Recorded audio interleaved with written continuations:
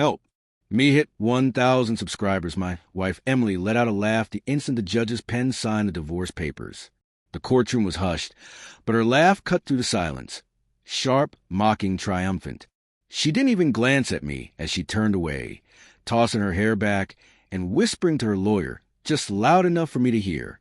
I was being held back, yet I stood there, pretending her words didn't wow me, pretending this wasn't the woman I once imagined spending a lifetime with, pretending I wasn't staring at someone I no longer recognized. She left with confident, brisk steps, her heels clicking like a march of celebration, while I lingered, needing a moment to draw in the air. 3 years of marriage, ending in a laugh. That was her farewell. Outside, she didn't wait. She didn't offer a glance, cold or otherwise. She slid into a sleek black car, someone else's car, and disappeared as if our years together had been meaningless. I didn't chase. I didn't question. Whatever she chose now was no longer my concern. The weeks after the divorce were painfully quiet. My apartment felt abandoned, stripped of her scent, her arguments, her chaos. I spent my days buried in work, my nights trying to remember who I was before her. Before I let her judgments define me, before I believed her when she said I lacked ambition or excitement. 9 months passed. I rebuilt what she had mocked, my confidence, my stability, my sense of direction. I stopped surviving in the shadow of our marriage and started creating a life that was entirely mine. That was when fate decided to intervene. I was at a high-end hotel for a business conference, something I never would have done during our marriage because she had always told me I didn't belong in that world. Yet there I was, meeting respected peers, presenting ideas that were met with nods of approval instead of dismissive smiles. I had no idea Emily was at the same hotel, no clue her life had unraveled. I didn't know that when our paths crossed 9 months later, her composure would falter, her confidence crack, regret prickling her eyes like tiny needles. After my final presentation, I walked through the lobby feeling lighter than I had in years. Success carried a quiet calm, steady and grounded, nothing like the frantic validation I sought while married. I was heading toward the elevator when a familiar voice froze me. It wasn't mocking or scornful, just uncertain. Slowly I turned, and there she was, Emily, but not the same woman who had laughed in court. Her hair was messy, her makeup smudged, her presence diminished, like life had stripped away the arrogance she once wore like a crown. Her eyes widened, scanning me as if she couldn't believe what she saw, my tailored suit, my confidence, the respect she had never let me feel. "You look different," she whispered. "I am," I replied. She stepped closer, hesitant. "I didn't know you were speaking here. I thought you moved away." "No," I said simply. "I just moved on."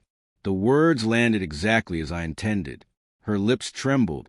For a moment, the hotel buzzed around us, but between us, the tension pulled taut like a fraying rope. "Can we talk?" she asked, softly, almost timidly. I didn't know her anything, yet there was something in her voice, a quiet plea for honesty, that didn't sting. We moved to the terrace.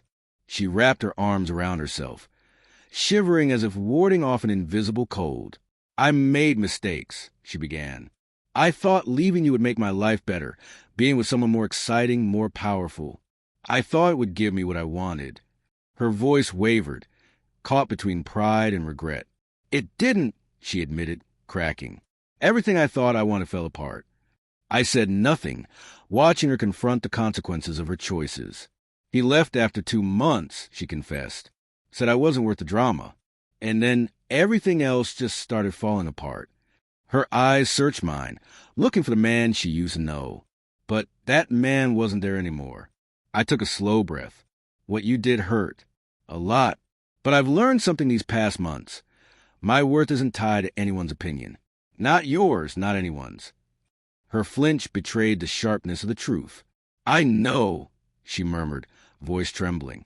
I didn't realize how much I lost until I saw you today." I let the silence stretch, letting her words settle.